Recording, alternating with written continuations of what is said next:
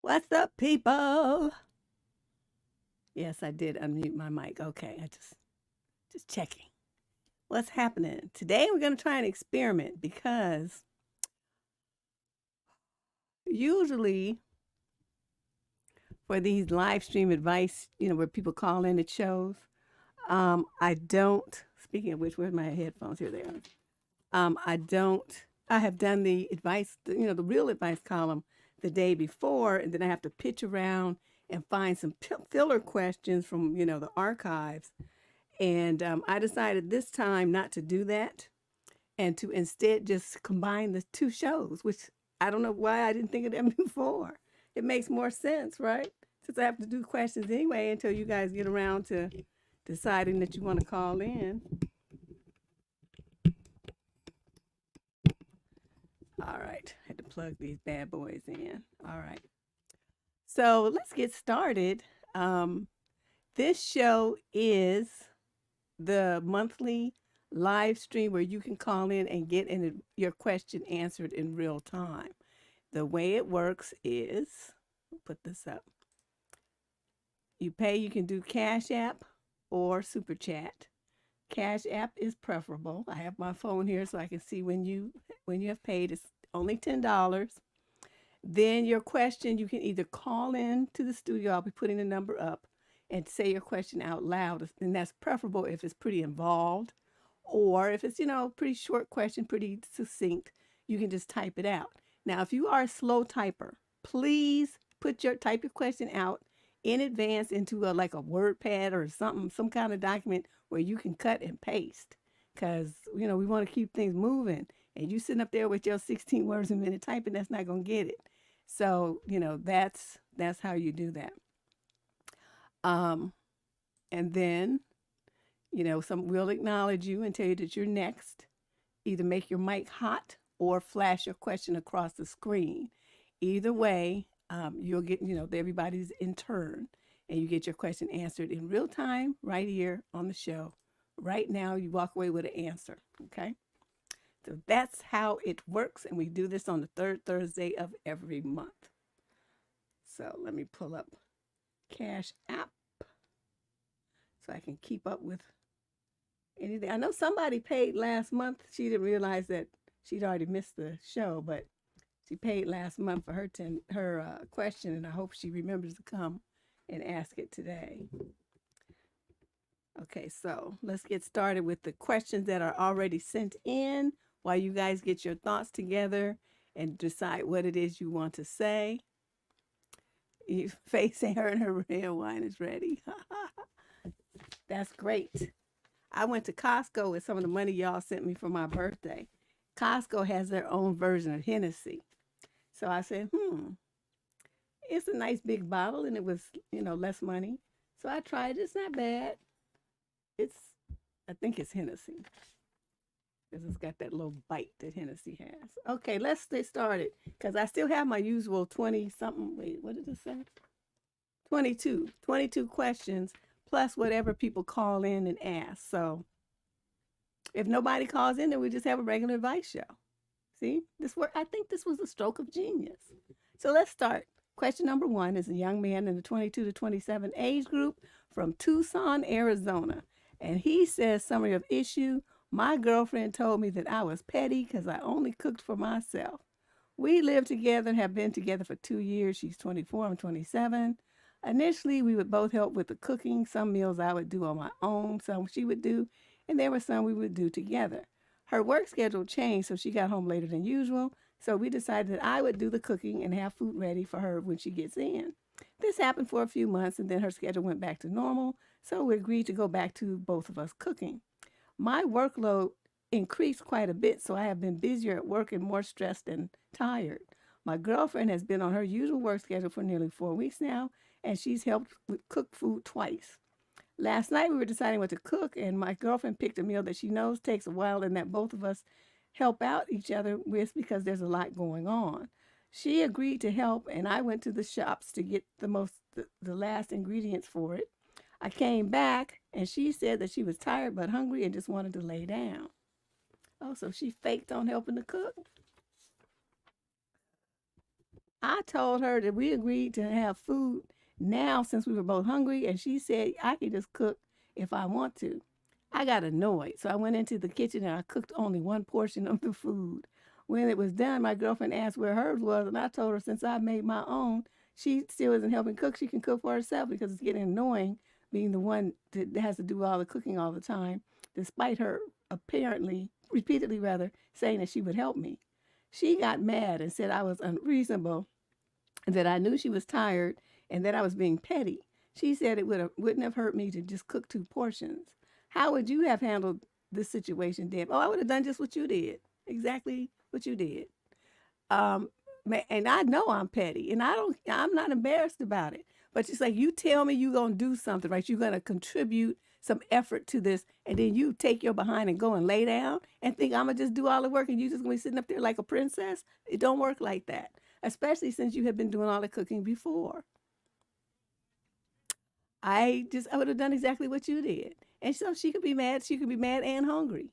And then she would realize next time when you make a commitment to help cook, prepare a meal that both of us will eat, then both of us need to be in the kitchen cooking it unless there's been some other arrangement. And that wasn't the girl, yes, the petty queen, the petty queen. So yeah, I'm on your team on this one. You did exactly what you should have done. I bet you her little butt had learned now, right? As they say, she effed around and found out. She had to cook her own food and went to bed hungry. So either way, she got the message. Don't be trying to play him like that. Question number two. This is a young lady in the 28 to 34 age group from Cushing, Oklahoma. Never heard of it. Oh my God. That's right, giggles. Get summary of issue. My boyfriend claims that going on a cruise is cheating. Oh my God. You're dating an idiot. My boyfriend, he's 34 and I'm 31, have been dating for 3 years and we do not live together. My good friend is turning 40 and has always been into cruises and wanted to do one for her birthday, and she asked me to go. Since I have yet to go on a cruise, I agreed and invited my sister, who she's also friends with. My friend then invited a few of her other friends. The only two friends of hers that want to come are men. One she previously dated and another, oh my. Well, he's hoping for some birthday banging. And one that she previously dated and another one that has a girlfriend. My friend is single and my sister is married. Now, my boyfriend claims that me going on the cruise at all with two other men is cheating, even if it's not physically. The girls are sharing a room and the dudes are rooming together. He made no remarks towards the trip until he invited me to a wedding 2 weeks beforehand. And I reminded him that the cruise group was supposed to meet for the first time that evening, but I would be happy to reschedule and accompany him. He got mad and took the invitation back, saying that he couldn't have me representing him at a wedding when I'm doing things like this, as in going on a cruise with two men. Am I the crazy one here? No. But what you should do before you go to get on the cruise is dump him. Tell him that you're going to go on a cruise as a single woman and you're going to have so much fun and it's just so many fine men and you're going to take all kind of pictures and post them on your social media. And if he doesn't want to see them, he should probably unfriend you because the relationship that you have is over. One thing you're not going to be doing is being around somebody who's a killjoy and a control freak and an insecure little dweeb. So, you need to tell him, you can use your own language, but that's the gist of it, that he's insecure. He's controlling because he's trying to make you guilt trip and manipulate and coerce you into not going by saying that you're cheating and all this kind of stuff. And I would be like, well, I wasn't planning to, but, actually now that you said it, that's kind of a good idea. But I don't need to cheat because I'm going to be going on the cruise single. So bye-bye, ta-ta. Here's your key to your place. And here's a box with your stuff that you left at my house. Goodbye.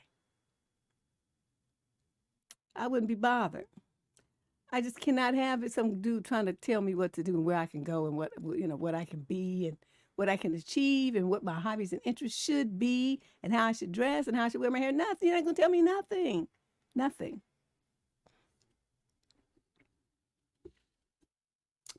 This is interesting. So, yeah, no, you're not the crazy one. He is.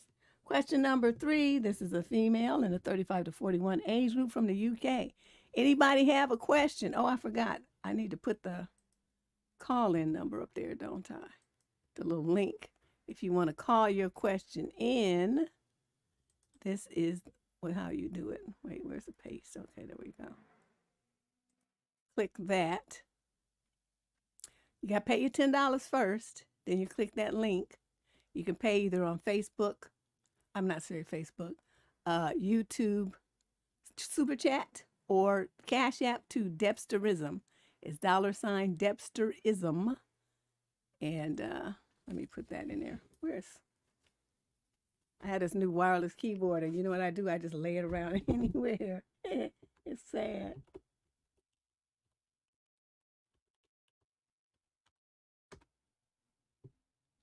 There we go. That's my Cash App. Oops, with the little $sign there. So let's move on until you guys decide if you have a question or not. Question number 3. Summary, this female is 35 to 41. She's in the UK. She says, summary of issue, my husband is real generous with my money. I don't know if I'm being unreasonable, and I'd like to have your opinion, please. I'm the sole earner in my household as my husband has a startup which is yet to turn a profit. We have 2 kids in nursery school, and I pay for everything, household and kid-related, food, rent, nursery bills, etc. Yet he's so quick to offer to pay for things for other people and upsets me massively. An example is last week. We went out to his birthday meal with his sister and brother-in-law, and he offered to pay the whole bill. Yet it comes out of our joint account, which really comes out of my pocket. Or he'll buy his mother an 80-pound birthday gift. How much is that in US dollars? Somebody know? 80 pounds? Which is completely reasonable if he's earning money. But when I suggest it's quite a lot when he hasn't earned anything for 2 years, he says it will come out of savings. Yet I don't see any of these to contribute towards bills. Am I out of order? Absolutely not. And you just reacting real slow. Once he started that business, you were supposed to separate the finances so in case he goes out of business or the business fails, it doesn't touch household money. Hopefully he said his business, I don't know what they got in the UK as far as like here they have LLCs and stuff, and it's like a corporation, but it protects your personal assets. So, but I don't know what they have in the UK, so I'm not gonna say that. But you should have had him set his stuff up as that, so any business failures and debts would only be, whatever assets the business had, not you and your kids. You wouldn't have been affected. So if you didn't do that, you already messed up, okay? Because when his business goes belly up, then you may end up having to sell your house and do a whole bunch of other stuff to cover the debts that he's made. See, this is a very risky proposition for you if you did not handle this in a nice business-like way. Now, he's got a, quote, startup. And he ain't made no money in 2 years. He needs to close that door and get a job. And that's what you need to tell him. You got 6 months to close that loser thing down that you did and get yourself a job. After that, and then what you need to do in the meantime, too, is go to the bank, and you're going to take all the money out, since you put all the money in, the savings and the checking, and you're going to put them in accounts in only your name in an entirely different bank. And then in that bank, what you're going to do is open up an account, or maybe you could leave the joint account and tell him that you'll put an allowance in there for him for every month until he gets a job. And when it's gone, it's gone. He's not going to have access to the joint accounts anymore. And that's what you need to tell him. Say that money's for the kids and for me and for household expenses, not for you to twiddle away, trying to back like a big shot when your behind is broke, taking people out. Oh, it's your birthday. They supposed to pay for him, man. I mean, they're supposed to pay. It's his birthday. Why is he paying for everybody? That's stupid. It's $102. Okay. Well, that's a pretty good, that's a decent gift for a mother. I used to get my mother all kind of stuff though. One time I got her a digital camera. She's like, what am I supposed to do with this? I'm like, take pictures of your grandkids and whatnot. Their little daycare kids and her foster kids and her trips and all the stuff. And I show her how to use it. But yeah, I would spend big money on her. I wouldn't spend that much money on any man though. Even if I'm married to him, I'm not going to do it. So that's what I would suggest for you. You need to set some stuff up so that you protect your money, you protect your paycheck, and you protect your kids' finance, the futures. Like if you have college funds set up for them and stuff, you have to protect those as well. And that's what you need to tell your raggedy husband. That you got 6 months, buddy. Trying to live like he's a princess. Question number 4. This is a female in the 22 to 27 age group from Bristol, England. Summary of issue. Is it acceptable to withhold money from my boyfriend of 2 years who keeps asking to borrow money off of me? What is it with these women giving these men money? What is this? I'm not giving you a penny. You better go hold a can out on the street. I'm 22. I've been with my boyfriend. He's 26 for 2 years. It's been a long distance relationship, and we have been seeing each other when we can as we both live in separate cities. He planned to move to my city when he saves up enough money. Is that so? But, I always knew there's a but. My boyfriend is broke, not on good terms with his family, and owes me 6,500 pounds. Okay, conversion time again. How much is 6,500 pounds in U.S. dollars? I'm kind of scared. That sounds like a lot. Because 80 pounds was 100 and something. 6,500? I'm going to wait to see till somebody puts it in there and see how much that is. Because I'm just dying to know how much money this girl has been ripped off for by this, quote, long-distance boyfriend, end quote. Anybody know 6,500 pounds in U.S. dollars? Well, no, nobody typed it in there yet. Well, I'll go on and I'll wait for somebody to put it in there. He has graduated from university and has been asking for money from me for a year and a half. $8,291. Oh my God, this poor child. He has graduated. Okay, wait, a year and a half. He says that he will return once he finds a graduate job. But at the moment, he's working at a warehouse. He owes me around 6,500 pounds, and I pay for all our dates. I'm a student at university, and I live with my parents, and I'm not financially stable myself. He got ill last week, and I paid for his rent, food, and travel to work expenses so that he could keep his job and not become homeless. He continues to ask me for money. I got him a watch for his birthday. He sent that to the pawn shop.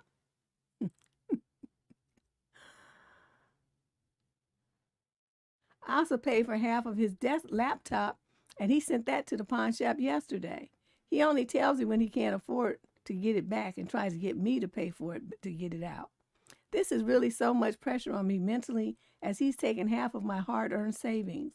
I feel so much resentment towards him, but I love him. And I know if I don't help him that he will become homeless. Girl, you just dumb. If you know anything about landlord-tenant law, you know he's not going to become homeless the next day. He has, a good 6 to 8 weeks. I feel that this resentment I have towards him is wrong, but sometimes I feel like leaving him. He won't miss you. Trust me. Before you say he's using me for money, I don't think that's the case. Well, obviously you're not good at thinking because look at the situation that you got yourself into. You kind of light in that area. Brain cells, I'm talking about. I don't think that's the case, as we are best friends. I know everything about him. He even gave me his card details, his email and phone passwords, etc. If I have money, is it acceptable to withhold it if he really needs it and will become homeless otherwise? Is that what he's telling you, that he's going to become homeless? He's lying. He's lying. He found a sucker and he is tapping you for everything that he can get out of you. See, these nice girls, the ones with the the soft touch, the soft heart and stuff, that the caring soul types, y'all get took every time. It's unfortunate. I mean, we need people like that in the world because those are the people who are the nurturers, the carers, the great mothers, the ones who, take care of foster kids and adopt kids and stuff like that. Those are the kind, gentle people. We do need those to balance out the savages in the world.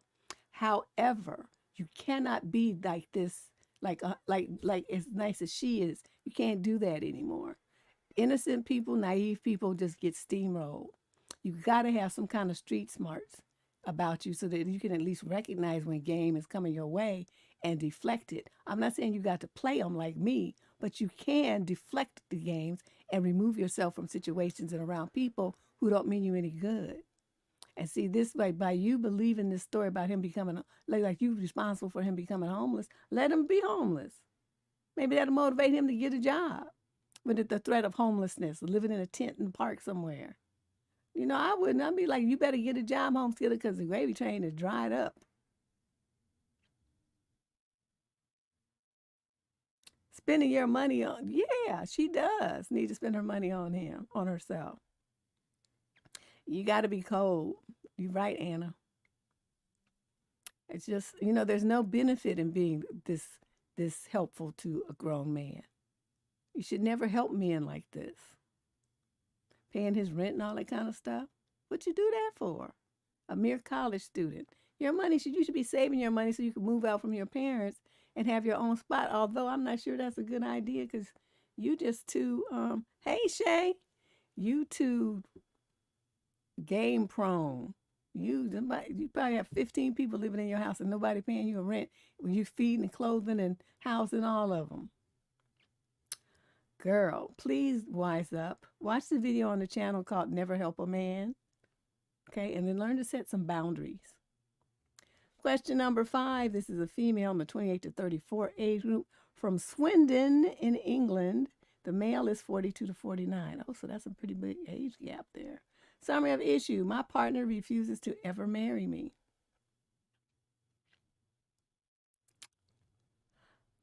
"13 years together, 2 kids, a 20-year age difference. He's told me he will never marry me because he has more than me and he doesn't trust that I won't screw him over. Says he doesn't see me as an equal because he brings more to the table than I do. Says he will never want to move to another house with me as this one's solely his and he likes it that way. And says he will never do joint banking with me as he likes his own independence with his money. Also told me that we haven't got much in common and doesn't think a marriage would last anyway." He told you all this and you still had 2 kids with him.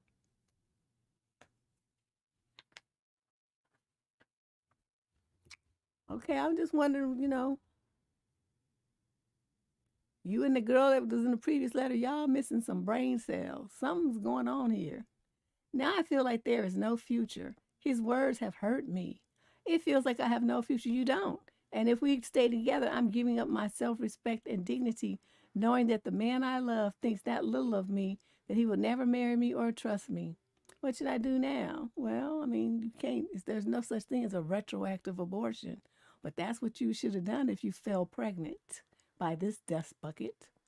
And then at this point, though, what you should do is move out. You and your kids go and find your own spot and then go into court and get visitation and child support for the kids and then just go on with your life and try to be smarter next time about who you date. A man 20 years older than you is just, when you're kind of silly like you don't need somebody that much older with that much more life experience. He just ran circles around you and used up 13 years of your youth for nothing. and you let him do it. You know?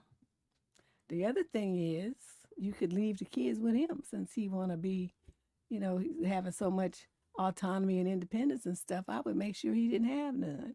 It's like, oh, well, you got 2 kids now, Big Papa. Good luck with all that independence that you used to have, running the streets, leaving me to do everything. This is on you now. That's sure is what I would do. I would be the one with visitation and paying child support. I would just say, well, I'm leaving now. Better yet, just start easing your stuff out the house. Store your stuff at the bus station or something, some kind of locker. I don't know what they have over there in wherever you Swindon somewhere. What'd you say? Swindon, England. I don't know what kind of facilities they have there, but I would start taking my stuff out and put my stuff in a locker somewhere. And then one night when he's home with the kids, I would leave a note and disappear. And that would be the end of that. It's like, well, you want to be large and in charge? Here you go. Even if you got the kids back later, it's a good wake-up call for his ass. He needs that. Yeah, lead them kids. Lead them with their daddy. Because all they do is bug, what all the women do, they either the men act stupid and try to control them. You can't have my kid around that person or this, go there and this and that. They try to use it as a tool to control you. Or they use the kids to, to hurt you, to get back at you. So either way, it's better when they have the kids. Question number 6. This is a male in a 22 to 27 age group from Charlotte, North Carolina. Summary of issue. My girlfriend said I was being unreasonable by not letting her have a work meeting in the living room. Okay. These little couples, man, they be fighting over like silly stuff. I guess, I used to do that. So let me just shut up. I used to be like that. Stuff that you think, it seems like it's so important at the time. So you like go to war, but let's see what he's talking about. I've been with my partner for 2 years. We live together in a 3-bedroom apartment. Oh, y'all got a big place. One of the rooms is used for an office for me. One of them is used as an office for her and has her desk and most of her spare things in it. The living room, we have the sofa and TV along with dining table and chairs. So my girlfriend had a 45-minute meeting with her supervisor yesterday, and the meeting was over Zoom. And she said, and at 1700, why would he put 1700? He must be in the military. She said she planned to have the meeting at the dining room table. I asked why she wasn't doing it in her desk in her office, and she said that she didn't want to. I asked what she expected me to do since I won't even be able to sit in the living room, and she said I should just stay in my office until she was done. Oh, hell no, she's tripping. If that's the only TV you got and everything, nuh-uh. I told her I didn't want to do that, and she has a desk for her laptop specifically for work, so she should be using that and not taking over the shared space for her work. She told me that it's not a big deal and that she isn't going to be long. She just said the chair in the dining room is more comfortable, so I told her just move the chair into the spare room then. She said I was being ridiculous and that she was only asking for 45 minutes. I just repeated that she wanted the spare room to be her office, and now she's deciding not to use it. I told her I wasn't going to be kicked out of my own living room. She said I was being unreasonable since it was only 45 minutes, and that I should be fine not being in the living room until she was finished. How would you have handled this? I just like you, and I would have told her this, because I'm petty like that. I would have said, do it if you dare and watch what kind of fool I act on camera and how much noise I make. Because one thing I'm not going to do, you're not going to tell me that I can't be in a part of the house where it's community area and you have a designated private space to do that kind of stuff in. But just because you don't want to use it, I'm supposed to be inconvenienced for an hour? It's not going to happen. I'm going to act a complete fool. So do it. I double dare you to do it. And your boss is going to get to see what kind of fool you live with, because I'm going to put on a performance that like no other. And she would have been scared, and then she would have went in her office. And you know what? I would do it. I would blast the TV to the volume of I don't even know what. I would dance around behind her, singing off key. I would bang a drum. I would do everything to make so much noise that she would run into her office. And then I would sit down on the couch with the remote in my hand. I'd say she a nutter. Yeah, I mean, dude, you asking how what I would do. I would do what you did, in the beginning, but I'm telling you, I would ramp that up by 100 to the point where she would never try any shit like that with me because she would know I'd be crazy. Yeah, moon the camera, all kind of stuff would be going on that, would embarrass her. Exactly. Oh, Giggles got my number. Yes. I was like, I dare you. Because you're going to get to see. When I tell you that you're not going to make me do, I mean it. So let's go then. Let's do this. And her feelings would be so hurt. She would be so embarrassed. And her boss would tell everybody.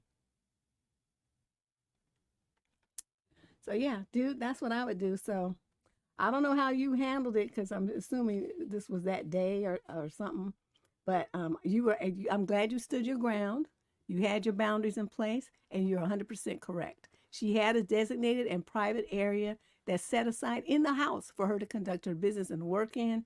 She just because she opted not to use it, it's not supposed to inconvenience you. You're not supposed to be stuck in your office like a convict while she's taking over the whole house to have a meeting for her comfort. Screw that girl. You good because you didn't cuss her out like I probably would have. Question number 7. This is a male in the 35 to 41 age group from Silver Spring, Maryland. Summary of issue. I just found out from my wife that my friend privately messaged her and complimented her looks behind my back. Okay. I need a swig on this one. Dude is doing some creep shit.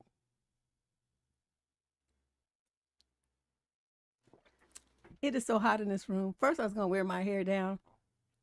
That was a bad idea. I quickly tied it up so my neck could get some air. Woo! Okay, so let's see what dude's friend did. Deb, this dude is dirty AF. My wife and I have been together for 10 years and we are very happy. I trust her and we have never cheated on each other. Oh, good for you. Recently, she brought to my attention that a buddy of mine privately messaged her behind my back on social media, complimenting her on her looks. Oh, look at him, fishing. That is dirty, you're right.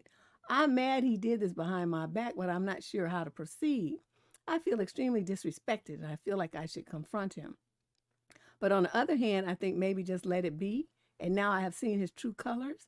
Not really sure how to navigate this. I thought I could trust that MF, but with this, I don't know. No, you can't trust him. Well, see, Candace has, maybe people aren't filling it out. The thing that we had on there, what sign they were. In a situation like this, that would be very interesting for me to know. Because obviously, you're not an Aries, Leo, Scorpio, one of them crazy signs, Sag. You're not crazy.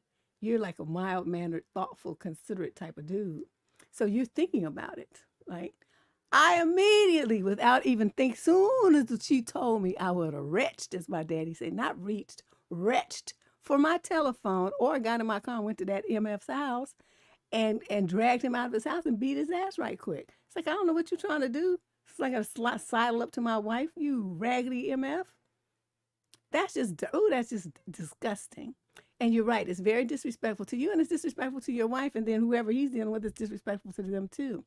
The fact that he didn't do it in your face, and like he comes to your house and say, "Oh, Mrs. So-and-so, you're looking very beautiful tonight." That would be okay. That would be appropriate because you're right there, and she would say thank you, and it would be all good. But to go sliding into somebody's DMs and then start complimenting you in a way so that you don't know, you have no knowledge of it. And what he was trying to do was see if she was going to be talking to him so he could figure out how he could slide, get some of that too. That's what he wanted to do.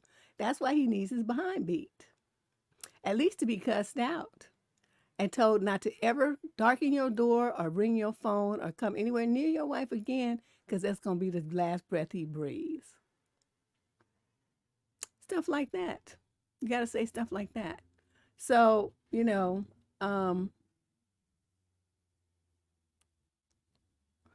can't just let it be and think, oh, I've seen his true colors.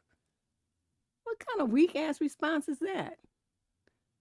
You have to do something. You have to say something. You have to protect your wife from this guy. If you don't do anything, the guy is gonna, on his end, is gonna think it's all good and that your wife didn't tell you. Don't you understand the game here? You have the ball is in your court. You have to respond.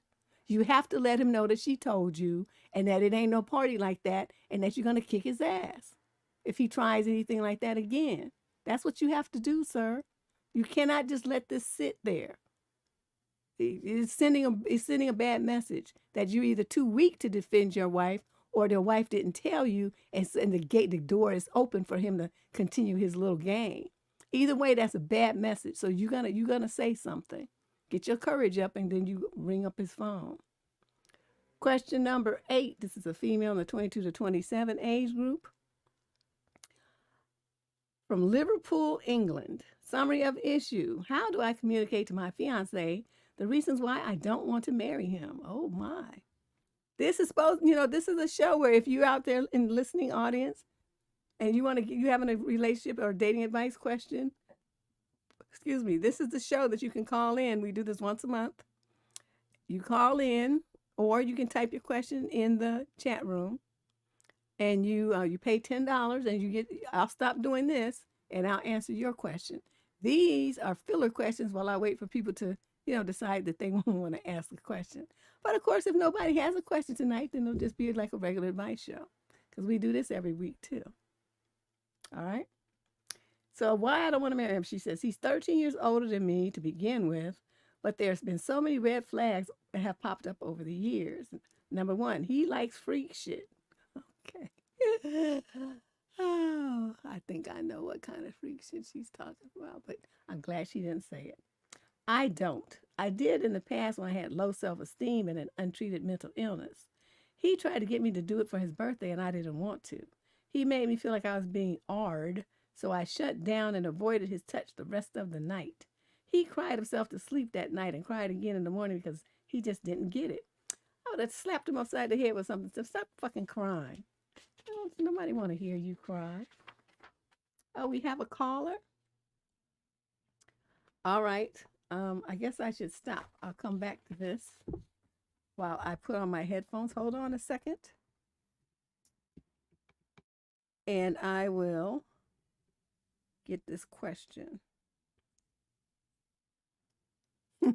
Yeah, he's on some monkey signs.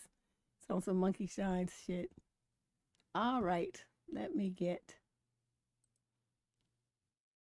Foxy Empress. Go ahead, girl. Hello. Wait, we can ask our questions like through the mic too? Yeah. Did you pay your $10 already? This is a $10 advice show. Oh, no, I didn't. Yeah, no, this is not free, but we do this once a month. What about like chatting, like going in the chat room? Can we do that for free? Can you do what? Like go in the chat room and ask questions for free? Not really. The audience is not. I mean, it's some little stuff they might answer you, but with the way that my show works is people either send in their questions in advance. That's the questions I'm reading. These were sent in advance, and then once a month we do this show where people can call in for $10 and get their an immediate answer. Because these letters, they send them in by email, and my cousin picks and chooses them. So just because people send it, there's no guarantee that theirs is going to be chosen for the show. Okay. Okay. I'll probably just go back in the YouTube chat and have like a replay answer. But thank you. Okay, bye-bye. Okie doke. Let's go back to what this lady's talking about here. So he cried himself to sleep. Okay, so that's where we left off. The number 2 thing is his mom doesn't like me because I'm of a different race. He always says I'm marrying him, not his family. Number 3, he has terrible hygiene habits. He has bad breath. He has bad breath, yellow teeth from over 2 decades of smoking. And you got with somebody who's looking like that? Number 4, he's embarrassing to be out with in public a lot. He will act goofy outside and honestly just look stupid and unattractive. And I have to pretend to laugh while other people are staring at us awkwardly.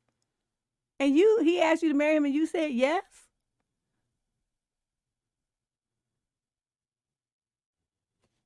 Number 5, he has physically abused me on 3 separate occasions. The last incident being last year. He goes to therapy now and says that he made mistakes. So hitting me 3 separate times was a mistake to him. Oh, okay, I'll get back to you in a minute. I think I have too much faith and belief in people changing, hence while I'm still here. Hence, I need to get that on the t-shirt. Hence, but I don't want to live my life in fear that he will hit me again. How do I communicate to him why I don't want to marry him? How do I completely cut contact after that and keep him out of my life? Okay, let's go back to this. Okay. You have such different boundaries than me. I swear. Okay, I'm with a dude. I don't care if I love you or not. If I tell you I don't like something, some intimate act, I don't like it and I'm not going to do it, and you ask me a second time, then that means you're not listening to my no. And you know what that means to Deborah? I'm out. Because if you're going to try to wheedle and coerce me into doing something that I already told you I don't want to do, I'm not comfortable with it, I don't feel like it. I don't like it. It's nasty, disgusting. You're nasty and disgusting, so I'm out. Okay, that's one. So that was the first thing. He asked you, you said no, and then he kept asking you, and then he had the nerve to cry and all of that kind of stuff. I tell him, I would have bopped him upside the head with something. Okay, then the second thing, his mother doesn't like you because you're of a different race.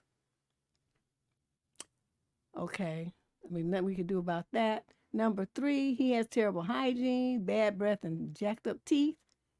No, that's a big no. Just think of all the dental caries and the bacteria that would be getting into your gum and bloodstream. Oh, no. He's embarrassing, so he acts like a fool out in public even though he's old.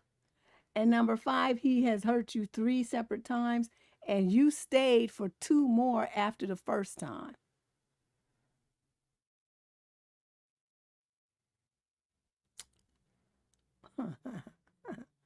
Okay. So you want to know how you communicate to him that why you don't want to marry him? You just say, I don't want to marry you. I changed my mind, and give him his ring back, and that's it. Why do you feel like you need to give him a thesis explanation? Just say, I changed my mind. I don't want to do this. I'm not ready to get married. I don't want to get married, or I don't want to get married to you. Pick one. Then you can ask him, how do I completely cut contact after and keep him out of my life? It's called blocking, and it's called restraining order. You block him on your phone and everything. On social media, you block him. If he shows up at your job, you report him to the police. If he shows up at your house, you report him to the police. Then you go, after you get several different reports, and you file a restraining order to keep him away from you. You could always also move, so he won't know where you live. So, those are different options if he's the kind that doesn't have good sense. But usually, he sounds like the goofy kind who would just be fine with being dumped. And if he really wants information, he wants a real excuse, and he wants you to be real with him, just say, okay, I'm going to give you this chance. Do you want the polite version, or do you want the real, the solid, raw truth? That's what I always tell dudes when they say, well, tell me. I say, well, you get 2 choices. Either you get, the soft touch version, or you get the raw version, which one you want. And then they always sit there, they kind of see how my eyes are moving to the side and down and around to the other side. They always do that exact same eye movement. It's just bizarre because they don't know each other, but they always do the same eye movements to the side, down, and around to the other side. And then they look at you and they're like, well, just give me the nice version. Okay, the politically correct version. And then I give them that little watered down shit. But, nobody has ever asked for the raw version. That's been disappointing. It's been sad. So yeah, girl, that's what you have to do. And in the next relationship life that you have, please choose better. May have some damn standards for the man that you choose. Somebody coming in is acting stupid and looking dusty and has a raggedy mother, and you putting yourself all up in that mix. I wish I would. Question number 9. This is a female in the 22 to 27 age group from Scottsdale, Arizona. Summary of issue. My ex-best friend of 10 years wants me to forgive her for sleeping with my exes.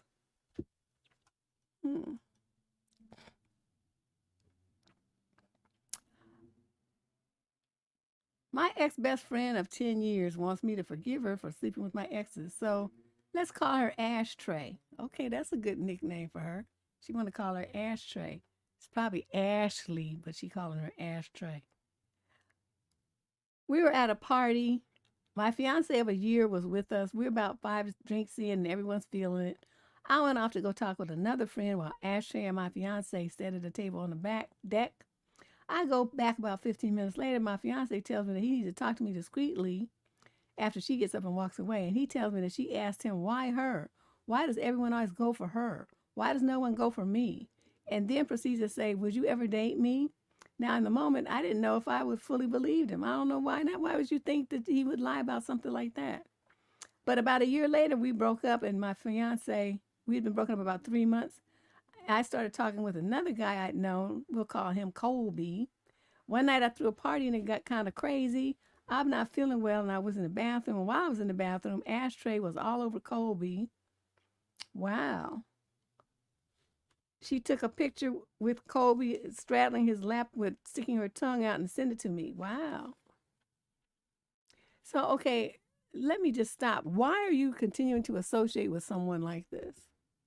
That's the part that's driving me crazy. I mean, how many times do you need to get dogged out before you realize that she's just a bitch and you shouldn't be associating with her and definitely should be bringing your boyfriends around her? Somebody like that should not be in your life. What are you doing?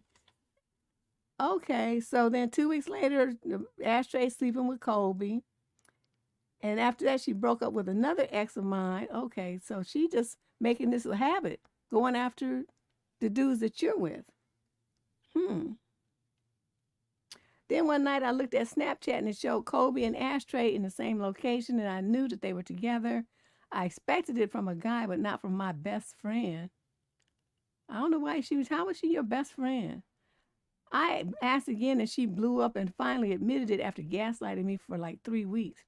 She then tried to make me out to be the bad guy, saying, you always make everything about you, and you guys weren't even in a real relationship, and a bunch of other crappy things. So I get into a relationship with Tyler. A few weeks after, I stupidly forgive her. 7 months later, me and Tyler take a break. We all attended a party together, and I see her flirting with him, and flashbacks of Colby came back. And long story short, we fought again, and I didn't talk to her for a long time. A year later, I had moved out of state. Girl, you just doing this over and over and over. What's wrong with you? In a relationship with Tyler, and I'm pregnant with the kid. I now know all of my feelings were right. I mean, her last 3, quote, relationships were all with my exes. So a year after that, she says that she misses me and is sad. I moved out of state and doesn't apologize for anything. I told her I don't hold grudges, but I don't think I could ever fully be friends with her again. What should I do? You should have blocked her. See, I don't understand these young people. Is it me? Is it me? They have these fallouts with these men, well, with other women too. And then they don't block the people and they leave the door open for the people to continue to harass them and try to circle back into their lives and hurt them some more. Why do you guys not block these people when they do this kind of stuff and treat you that way? What is going on? I don't understand it. So that's the mistake you make. When you decide you didn't want to talk to her, she was supposed to be blocked so that she can't call you. On all your social media accounts, blocked. On your phone, blocked. On your email, blocked. In the 1990s, when they first started all of this stuff, they didn't have blocking and screening and features and stuff like that. And anybody had access to you. It was horrible. Absolutely horrible. AOL was the first one to, kind of put the squelch on that. And then I think MySpace got on board with it too. But it was horrible for a long time. So that's all I have to say to that. That's the mistake that you made. And you just kept doing it over and over, and you kept trusting her and being around her. I just do not understand why you were doing that. Maybe you have an answer. I don't have one. The friend is just a hoe. That's all she is. In Watson, trying to use big words. Shorten all them letters down to 2. Two letters, okay? H-O. That's all she is. You using all them 11, 17 words. She just a hoish bitch. That's all she is. Question number 10. This is a female in the 35 to 41 age group from Plano, Texas. Summary of issue. I discovered that my spouse of 16 years, we've been together for 21, used our home security camera system to spy on my best friend while she was changing clothes and breastfeeding her baby in our house. Do I stay or go? Why is this even a question? Why are we even talking about this? why, why is this even a consideration? As soon as you found out that he did some pervy stuff like that, you should have told the police, and then you should have filed for divorce. Especially if you have young girls or teenagers in your family or that's going to be around this man. Do you not understand the long-term implications of this kind of behavior when anybody comes to your house? Because you don't know where he's put the cameras, right? You don't know where he's installed cameras. And you just going to be having all these different women all up in your house?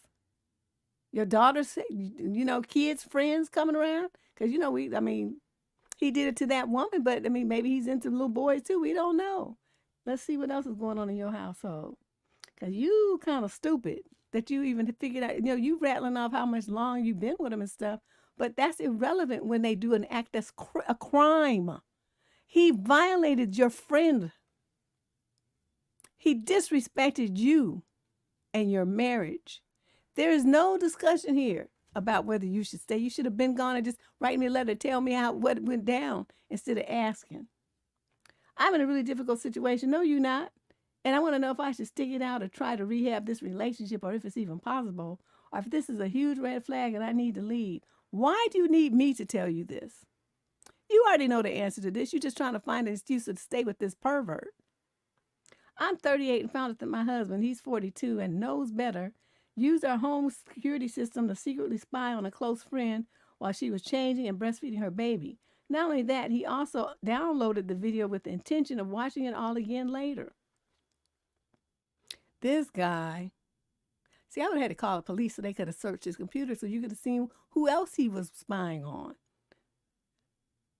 I am absolutely devastated by his breach of trust and invasion of privacy towards our friend and me. I stumbled across the saved video clips on accident while monitoring my camera via browser application during our daughter's nap time. Oh, so you have a daughter. The first incident was in 2020 with one clip saved. The other 3 clips were just made in December of 2022. I was only 8 weeks postpartum and had my PPD was severe, and I was carrying baby weight, etc. That's postpartum depression. For anyone who wasn't sure, PPD is postpartum depression. I never expected to be faced with something like this, and I'm struggling to come to terms with it. I want to address the situation head on, but I'm not sure how to approach my spouse or what steps to take next. This incident has seriously shaken the foundation of our relationship, and I'm worried about the implications it might have for our friend's well-being as well. I called him out and told him I knew it was him who saved these clips and unleashed all the words, anger, and emotions. Now we have 2 young daughters, and I wanted more than anything in the world to give them the childhood that both my spouse and I never got to experience. Now I feel like, based upon what I decide to do, that hope rests on me not making drastic decisions. Am I thinking clearly? Not at all, because you worried about some fairy tale fantasy happy home shit when you already see that that's not what you got here. You picked a fool to have children with. He's a pervert and a freak. And men like this cannot be trusted around young girls. I didn't even know. You just revealed that you had these 2 kids at the end of the letter. But at the beginning, I was already alarmed at his behavior and how he just thinks it's okay to do stuff like that. And you got cameras in bedrooms and stuff, which is very bizarre. And so then you have, this guy downloading clips and stuff of women doing stuff where they're half dressed and whatnot. Don't you think he would do the same thing to your daughters eventually? Girl, if you don't think that, you're stupid. This man has no boundaries and is just a straight fool freak. Get rid of this man out your life and take that evidence with you when you go to court when he tries to have visitation, and make sure all his visitation is supervised by the court. He can't take them girls nowhere till they're 18 and they can drive and talk and slap the hell out of them and stuff like that. That's when he would get to spend alone time with his girls, not a day before. Because he has already, if you went for any kind of stuff where he had them girls alone, you would be stupid.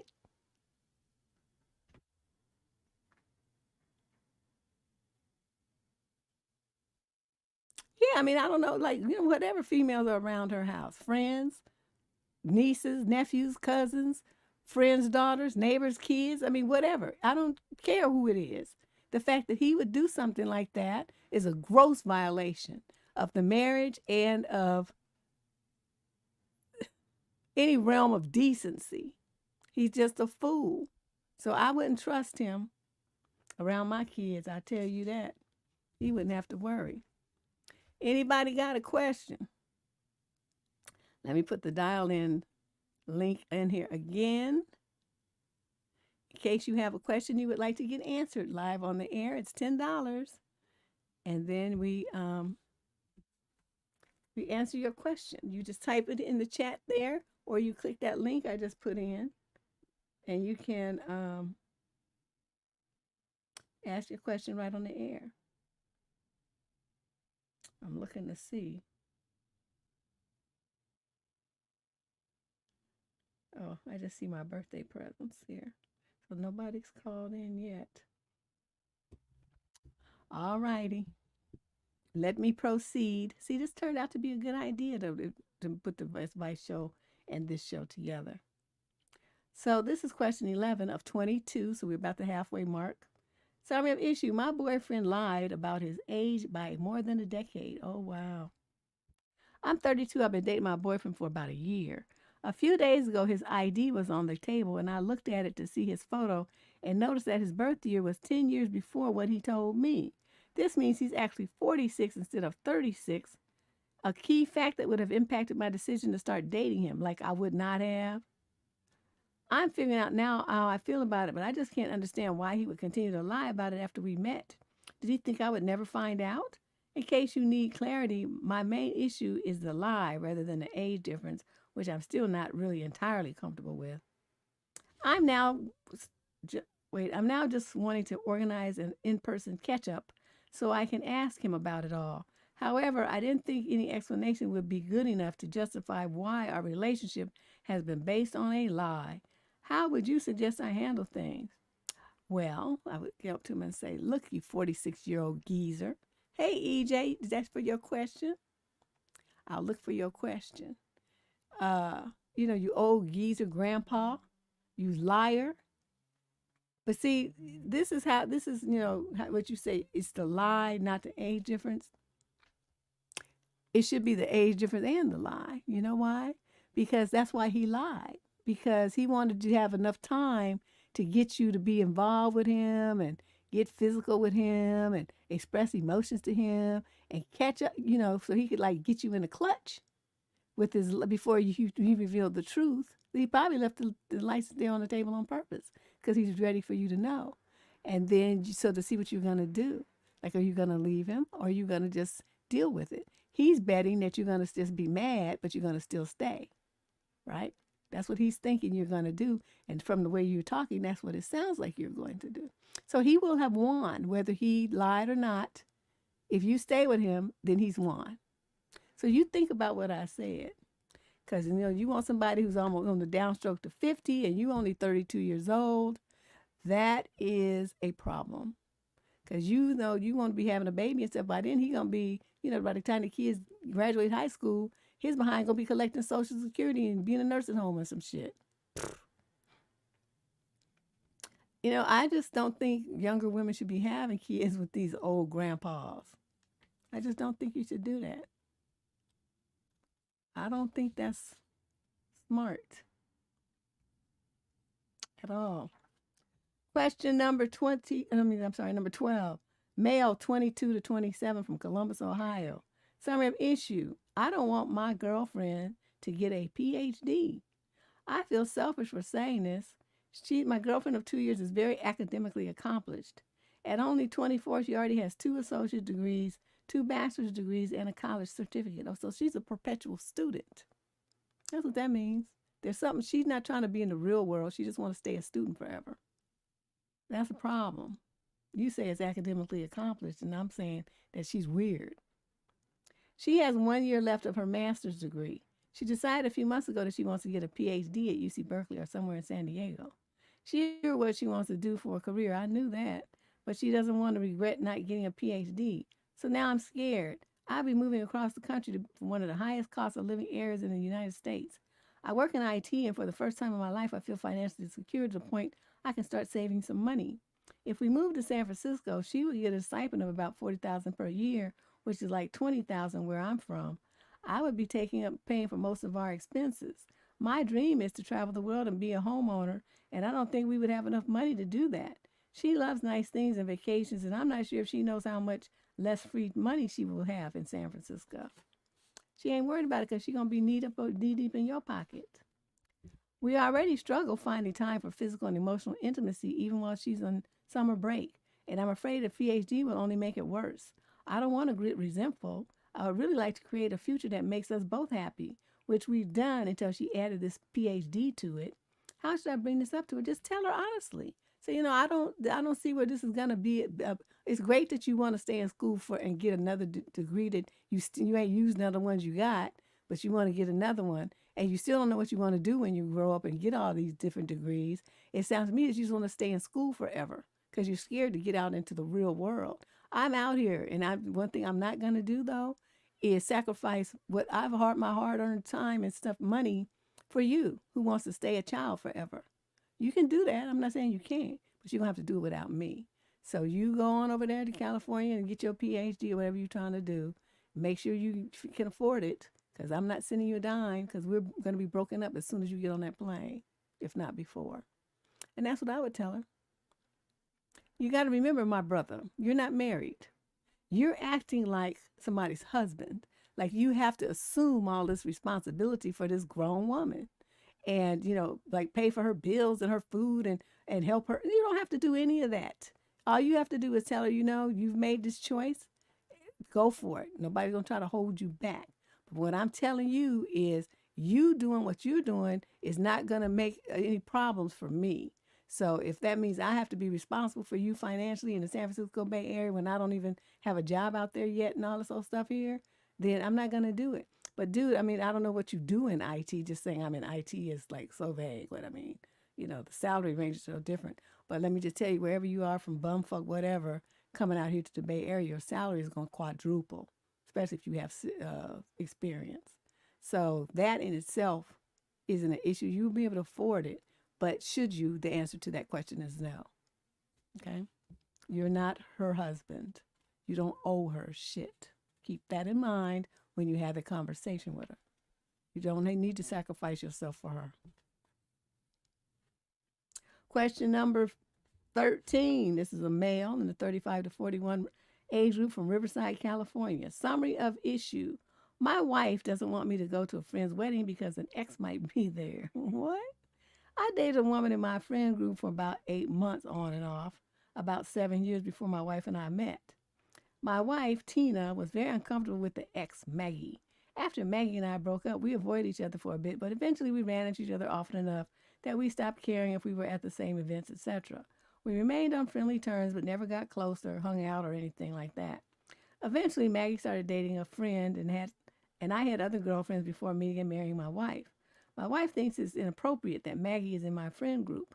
In order to make my wife more comfortable, I have removed Maggie from all social media and avoided every gathering where there was any possibility that she might show up.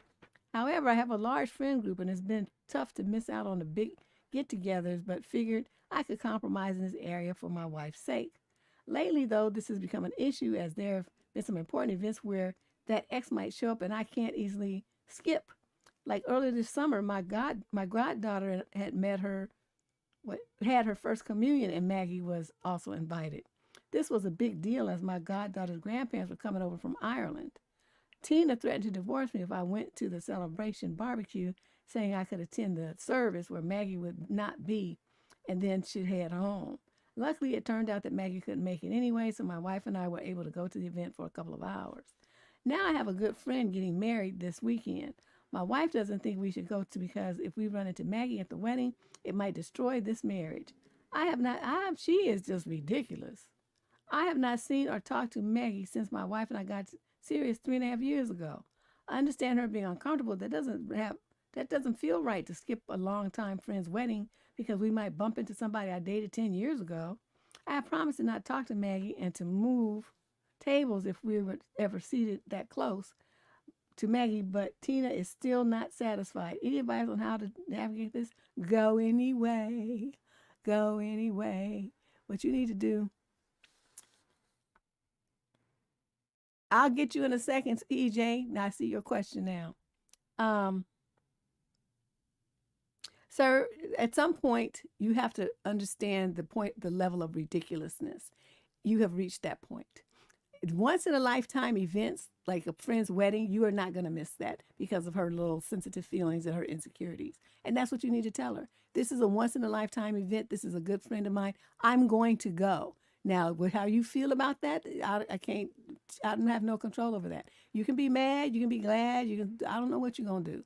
But one thing, I'm not going to worry about that because I already know I'm not interested in Maggie's ass. If I was interested, I could have got back with her before I got with you. So you keep harping on this woman like she's the only woman in the world, if I was going to cheat on you, that I could cheat with. Because you know there's millions of other women, right? She ain't the only one. So you all this unnecessary focus on her is kind of interesting. There's a whole bunch of women that look way better than her. So she want to be insecure. I'm going to give her something to feel insecure about. I think they look better than you. They're younger than you. They got a better body than you. It's just that they're not Maggie. So I'm trying to figure out what it is. What's this fixation on somebody that I dumped 10 years ago? I would put it to her like that and say, so, I'm going to the wedding this weekend. I hope you enjoy yourself. If you're not here when I get back there, I guess we had a good couple of years, and ta-ta. One thing you can't do, see, what you did was you fed into her insecurities, and that's always a gross mistake. When you do that kind of stuff, it gives them power over you. And then they want more and more, and they become more and more controlling and dictatorial.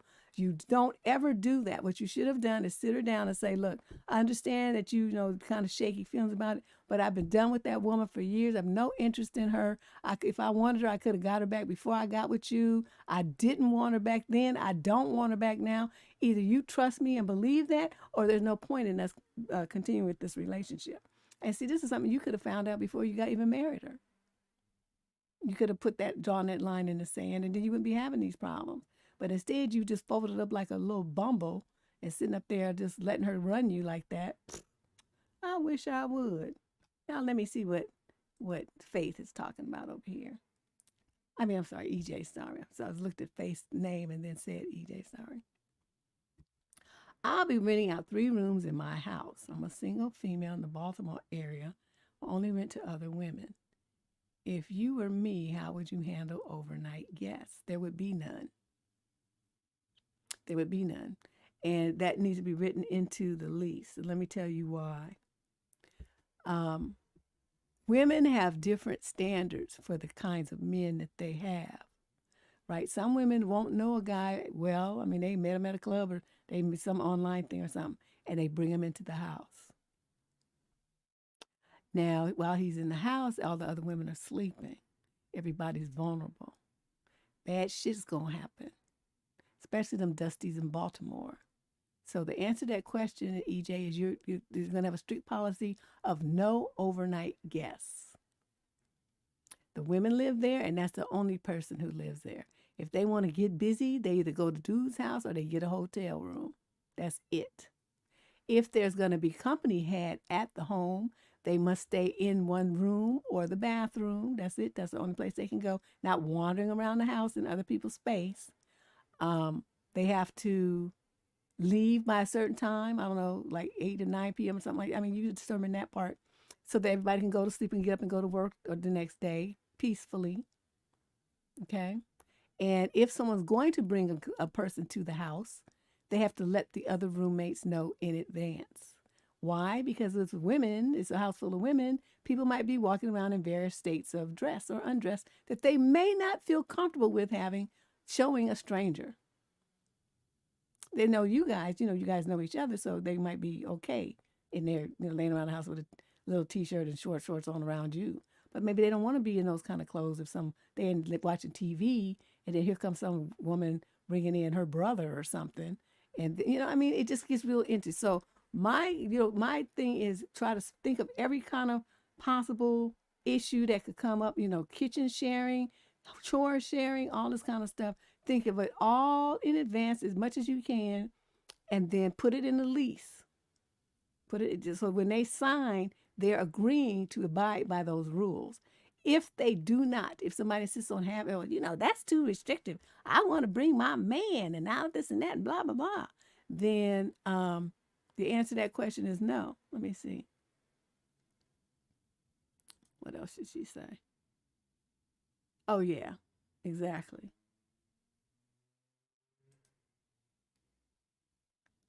No. Yeah, because, people like I was reading online, somebody was talking about these people taking like 30 and 40-minute showers. Do you know what their water bill must look like? Unless they're getting water free from a river or some shit. I was just astonished. And they're doing that every day? My daddy used to he had a timer in the bathroom, okay, because we had a drought when we was little. San Francisco, well, the whole state of California had a drought. And it taught some real water conservation. So we had a timer. It was 10 minutes. You start that water, you turn that timer on, you start the water, you better be out when that bell is dings. Most of the time we could get out in 5 minutes because, you get to wet your body, you scrub off put the soap on the little thing, you scrub off and rinse everything off and then you out. So usually like 5 or 6 minutes is long enough for a shower. Unless you're washing and conditioning your hair and doing all this other stuff. But in general, it doesn't take all that time to take a shower. There's all them hundreds of gallons of water like that. So yes, girl, no guests, right? No pets, no kids, no smoking, no illegal substances, all kind of stuff. Just think of everything you can, EJ, and then put it in there, and you'll be okay. Child, I'm telling you. That's what it's like. I don't want no roommates. Roommates are trouble sometimes. But if you're more mature ladies tend to have better sense, but not all of them. That's why I say you got to be careful. No male guests, overnight guests like that is a must-be policy. Because the next thing you know, somebody be sneaking into somebody's room, and the girl don't know who this dude. I went into the wrong room. I'm so sorry. This and that, and all that kind of dragging drama.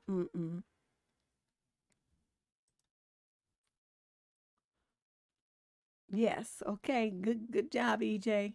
Let me know how it works.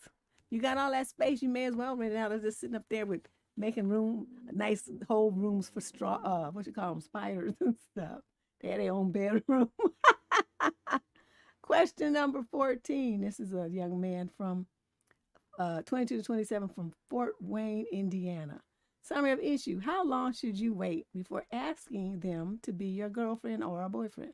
I'm 25. I've been seeing a 24-year-old young lady for a few weeks now, and I'm really debating on asking her to be my girlfriend this weekend. The issue is that I'm worried it might be too soon based on what I've read other people say online.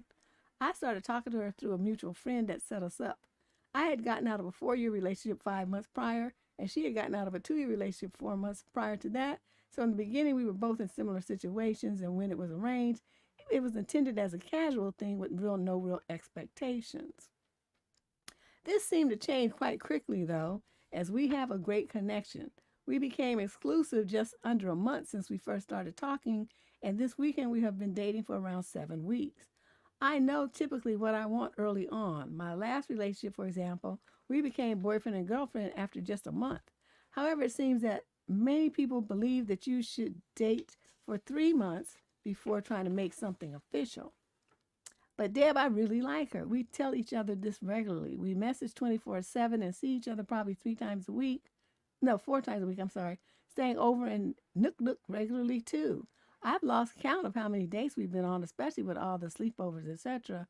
We have even met each other's parents and siblings briefly, and I've met her friends a few times. But the fact that it was initially planned to be casual and that the 3 months seems to be the gold standard makes me hesitant. What do you ladies think? He's asking. He's 22 to 27, so he's 25 and the girl is 24. Dude, you better put your Mac on. Let me tell you how I would do this if I was you. I'd sit her down and I would hold her hands and I would look at her in her eyes and tell her some flattering thing about, something. Whatever it is you think about her, you would reiterate that. And then I would say, I know we got together and we both were hurting from a prior thing, and But, you being around you has healed me. I just feel so good. I think about you all the time. I can't wait to see you. When I talk to you, it just brightens my day and makes me smile. And I want to take this to the next level. I want to be serious with you. Would you be my lady? Would you be my girlfriend? Make it official and get the title. And she'll say, yeah. Oh my God. I thought you'd never ask. She's not going to say it's too soon. And the main thing that's bothering me, though, is, okay, do I not understand your young people lingo? You said you became exclusive. Isn't that already meaning that you boyfriend, girlfriend? I'm confused. If you're not seeing nobody else, doesn't that make her your girlfriend? Y'all, am I wrong? Am I confused? Am I old-fashioned? I don't understand. How do you be exclusive with somebody if you ain't safe to claim on? I mean, why would you be exclusive if that's not like your man and your woman? What would be the point of that shit? Right? So I'm kind of confused at where he's going with this, but I don't know. I might be out the loop. I admit, I don't know all these young people things.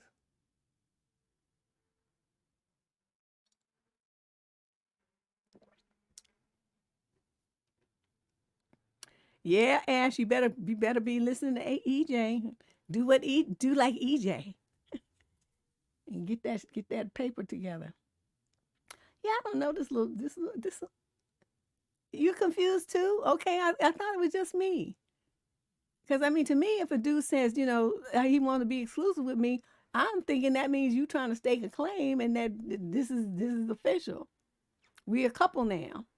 Otherwise, if we just dating around, then I don't need to be exclusive with you because we just dating around and we seeing other people. So young people are this confused. They must be. Because he sure is confusing me. But let's move on. Question number 15. So we only had one question tonight. Nobody else has a question. You know, it typically happens when I near the end. That's when everybody gets bold and want to ask their question. When I'm trying to get off and get off of here. Question number 15. This is a young man in the 20 to 34 age group from Aurora, Colorado. Summary of issue. I met a girl and now have big doubts about my long-term relationship. My story's so cliche, it hurts to write it, but I do need advice.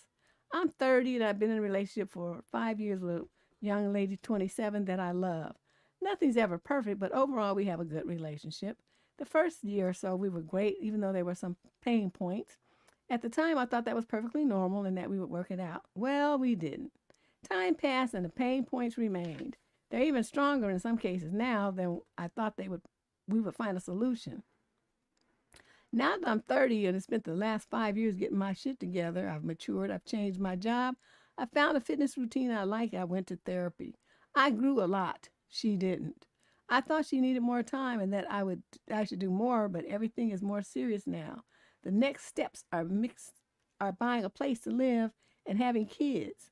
I feel the time is playing against me. I intended to wait a little longer, even though I knew it wasn't wise.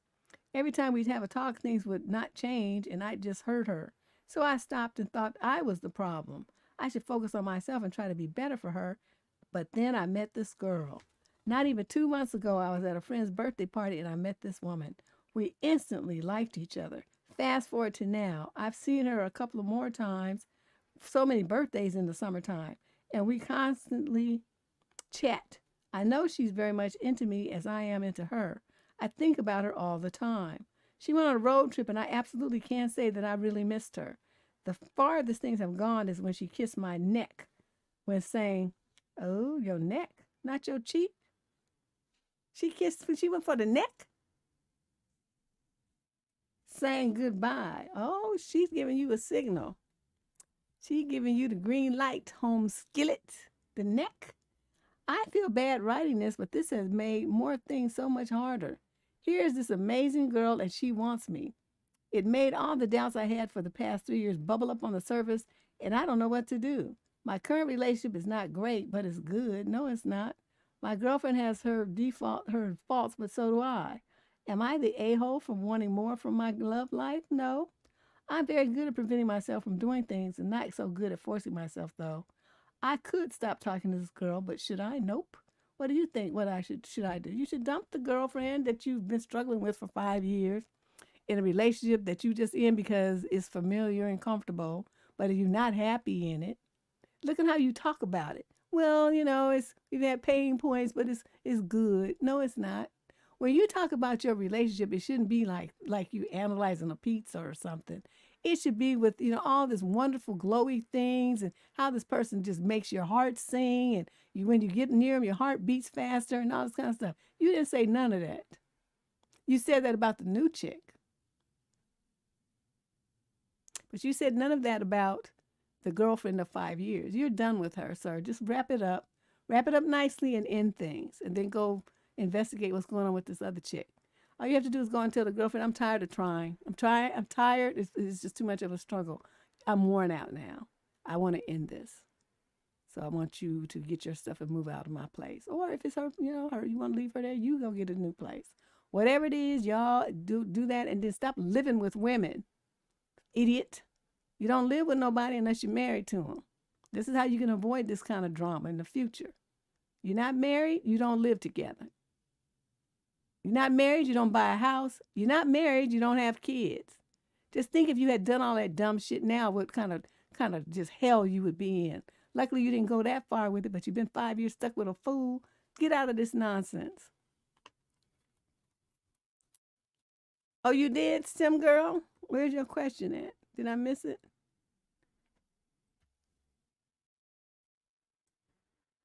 I'm scrolling up. I don't see it. But just type your question in there. I'll be looking for it now that I know you did.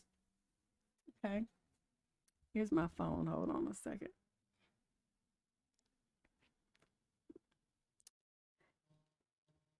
Oh, yes. It just came in. Okay. Let me put your question across the screen. How do you know the difference between a man that is being encouraging and supportive versus a man that wants to push you to success so they can live off of you? Oh, that's easy. Is the man that's encouraging and being supportive of you also as okay? It's like this. Okay, so you're here and you're trying to get here. Where's dude that's being supportive and encouraging? Is he at least on your level or slightly above? I mean, like, what kind of professional job does he have? His income level, car, the accoutrements of success and adulthood. Does he have those things? Are his ends meeting? Credit good? He got his own ride that's not like a, little bucket? He got a job where, it's not part-time, it's full-time with benefits and whatnot? He got a 401k. What's he got going on for himself? That would tell you all that you need to know.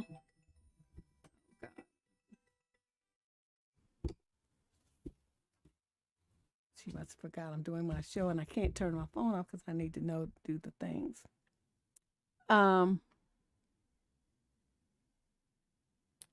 Yeah, right. The freeloader, Dusty, will not have his own stuff.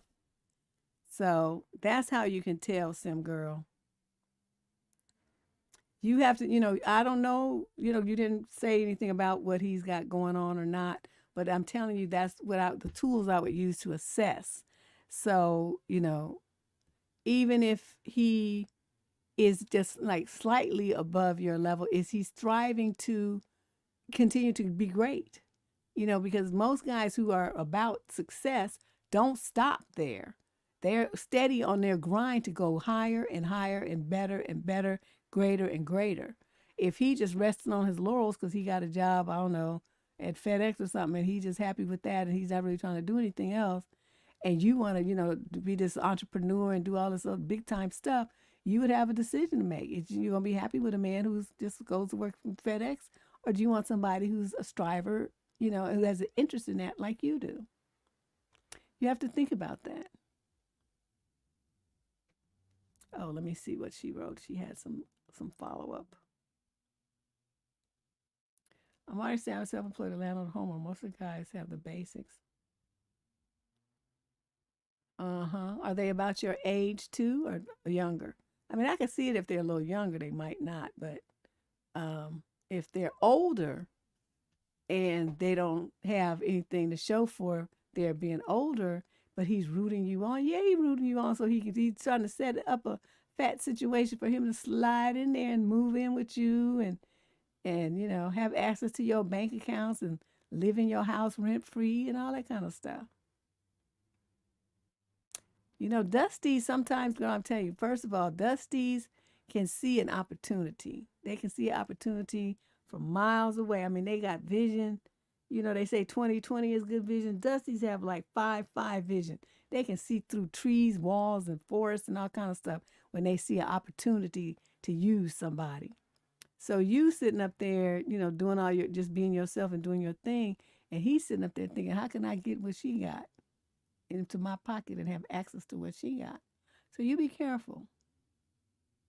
It's nice that they talk. They have all them encouraging words and stuff. Dusties are good at that. One thing Dusties can do is talk. They have magical tongues and usually screw. Those are the two things they're good at because that's their tool of the trade to get women. They talk their way into women's houses, beds, bank accounts, and then the ones that can't talk that well screw their way in. So either way, they have, their little tricks of the trade, and the dangerous ones are the ones that can do both.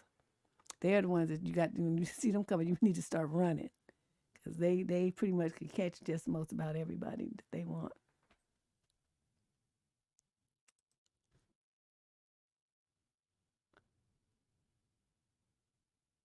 I started to say post office, and I switched it to FedEx. It was post office on the tip of my tongue. One works in a warehouse packing parts. Nope. One works for post office. Absolutely not. Now, if he was a longshoreman, then I'd be like, because they be making grand theft money. They probably have, they on the level with you financially. Maybe not educationally, but definitely financially. Seamen and longshoremen. But not these little basic dudes right here. No. Girl, you would have you a project. You leave them fools alone. I mean, they could be your little buddy and whatnot, but don't be investing no emotional stock like trying to make it your man and all of that kind of stuff. You would be sorely disappointed.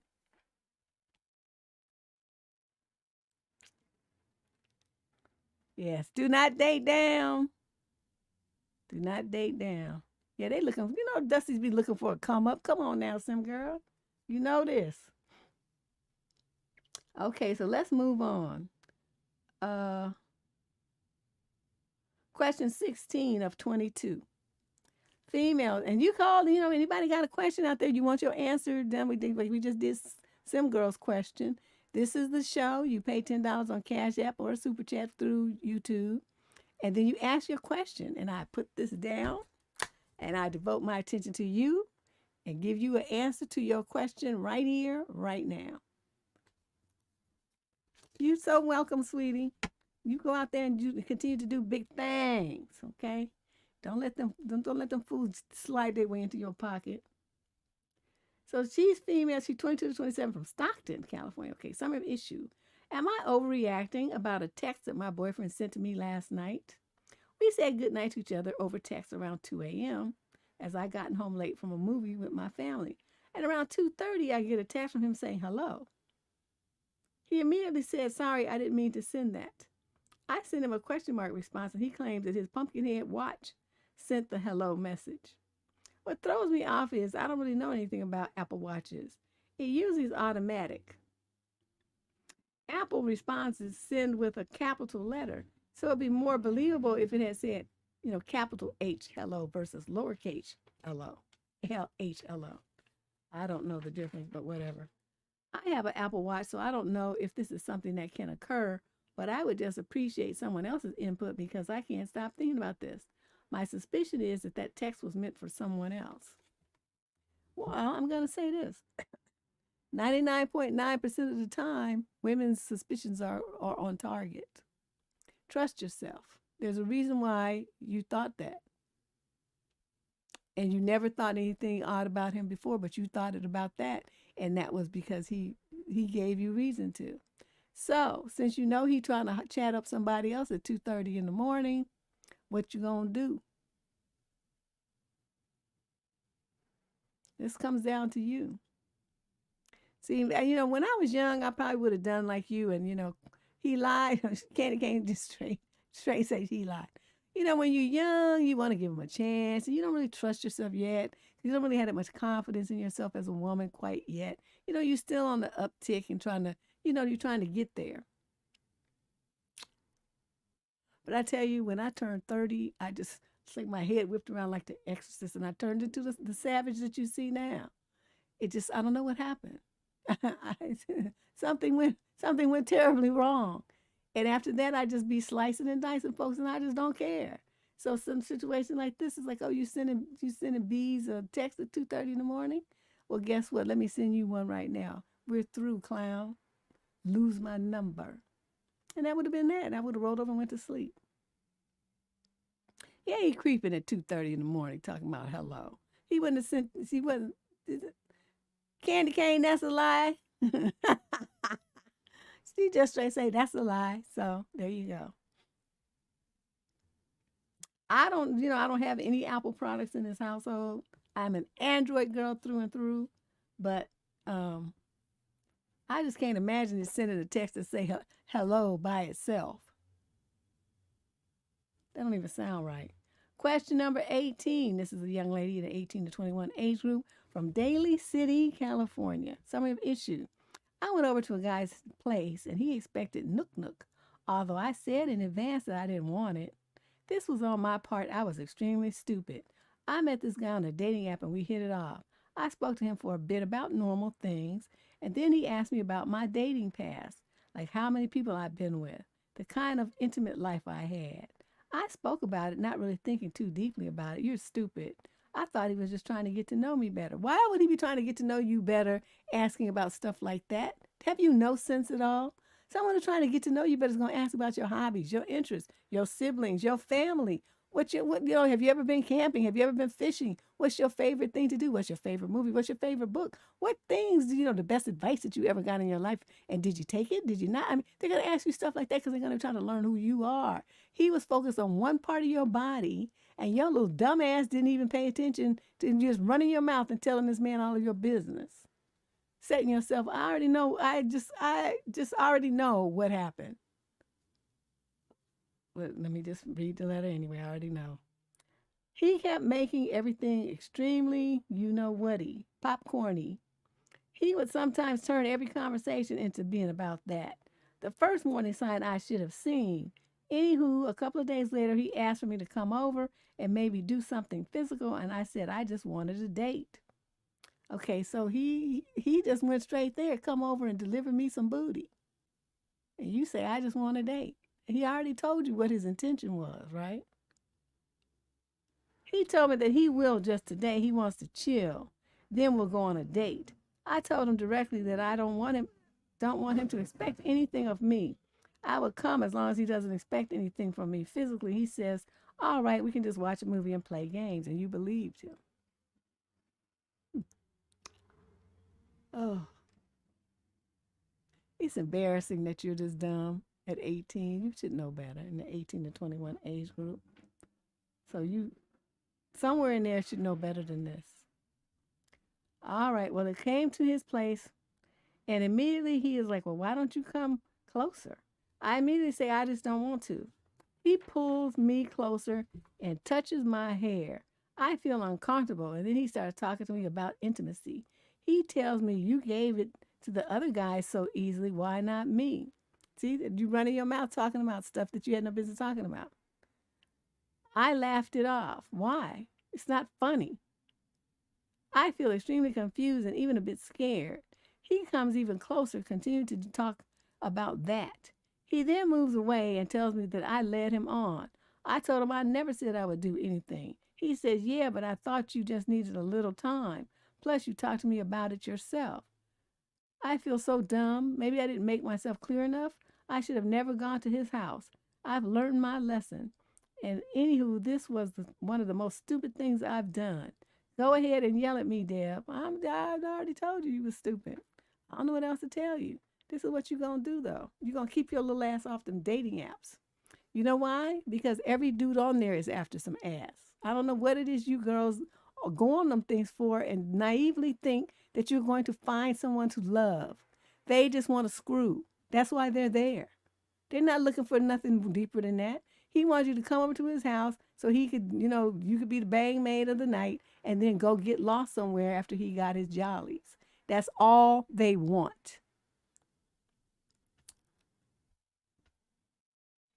Don't you think a guy who just invited you over to his house and didn't even have the decency to say, well, let me take you out for a movie, a ice cream, a sandwich, a drink, something, don't you think that was like a red flag? Do you just serve yourself up like an hors d'oeuvre and just traipse? You so desperate for companionship that you just traipse off to just random men's houses like that? You don't think anything about the fact that he could, this is dangerous? This is high risk. And he already told you what he was looking for, and yet you're going to take your narrow ass up in there anyway. Like because you said a few words, that's going to change something. You were stupid and you were dumb, and that was dangerous as hell. A lot of women have done what you did, and nobody ever sees them again. Or when they do find them, it's like in a shallow grave or something like that. Don't be going to men's houses. If they can't meet you out in a public place, then you don't meet them. And you meet them in the daytime. And you meet them when you get there on your own and you leave on your own. They don't need to come to your house and pick you up. They don't need to know where you live. You don't need to know where they live. You don't go to men's houses unless you're trying to get busy, because that's what you're there for. Get it straight. Oh, my God. I don't know. The more I hear about these dating apps and these stupid women that go on them dating apps, I'm like, y'all need to all women need to pull off of them dating apps. There's nothing there for you. Nothing there for you but a bunch of wasted time and heartbreak and getting used and lied to. Because that's all they want you for is to use your body. They're not trying to love you. Ooh, my God. This is depressing. It's like womanhood has gone down a tube. Just first, it went down a tube because, here's some men putting on wigs and trying to pretend like they girls and saying that they better women than us, which they're not. But I'm just saying the real women are just fucking things up too. Just with, making stupid decisions about, no boundaries, no sense of self-protectiveness. No logic, no reason, no nothing. No self-esteem, no pride, just out there, just doing stupid shit and just getting themselves in all kind of crazy situations. Yes, Shay. It's just heartbreaking. I was even mad at my brother. This is my brother who's, okay, there's like, out of all of us, I'm the most savage of all of us. The one who speaks up the most, the one who wants to fight the most, the one who don't mind shooting somebody. It's me, the only girl. It's so amazing. My brothers are like all respectful and decent U.S. citizens, and then they got this buck wild, crazy sister. So somebody did something that I didn't like. My little contracts I be working. Somebody did something I didn't like. And I was like, oh, is that what you're doing? I lit that bitch up. And of course I did it in a very diplomatic. I use my big words in my professional tone of voice. I lit that bitch up right quick in written form. And I showed it to my brother before I sent the email. And he's like, oh, you shouldn't send that. I said, why? Just let this go. I said, why? Well, it's just, something that I just have a hunch. I said, well, I'm not going to do that. Send. I'm not going to do that. He doesn't like conflict. I thrive on it. I eat it for snacks. Especially if I feel like somebody has done me wrong or is trying to, play me or something like that. I'm no holds barred. I'm going to go for the jugular. And that's what I did. But it was really interesting just to see that exchange. So, that's why in spite of that, all of that is even more challenging for me when I see women put themselves in situations like this willingly. I mean, it's one thing if you get tricked into it or, something, whatever, but it's something you didn't volunteer. Like, and you took yourself there. You went on your own. He didn't coerce you to go there. He didn't pick you up and then change the location once you was in the car or anything like that. You drove yourself over to his house. So I'm not really confused about what you was trying to do. Yes, in Watson, they used to have to do that in the old days, but they don't have to do that no more. Wow. Question number 19. This is a female in the 28 to 34 age group from Miramar, Florida. Summary of issue. I feel really lonely in my relationship with my partner, but I'm not sure what to do about it. I've been in a 3-year relationship now with my partner. We're both 34, which has mostly been long distance. General ups and downs of a long distance relationship, I suppose. I'm just lonely. I have family and friends around me, but I'm lonely. I've been married before and I truly learned what loneliness was, so I left. I wonder if it's me or if this is what relationships really are. I'm not depressed or anything. I love my life and what I've achieved, but I feel lonely, like I'm going through life all by myself. Not sure what my question is, but if you have advice for me, I'm listening. Yes, stop being in long distance relationships. And obviously you having a problem picking you pick men who are emotionally unavailable. This last one is not only emotionally unavailable but physically unavailable as well. What you need to do is jump on some shrink's couch and work that out. Why do you pick those men who you want them and they're just out of reach. You're just out of reach. So here you are, you trying to have a relationship with them, and they're jumping back and jumping back. So you're always by yourself, even though you call yourself being in a relationship. There's a reason why you're doing that. You need to figure out what that is and correct that, whatever that mental attitude is. I don't do psychological, diagnosis on the show. I'm not licensed in the state of California. That is an arrestable offense. So I refer people to shrinks. Even though I know what's going on with you, I can't diagnose you.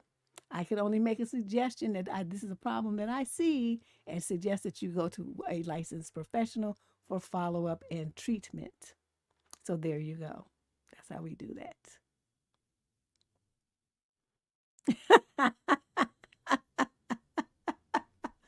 I couldn't be a licensed therapist because I was going to school for that, right?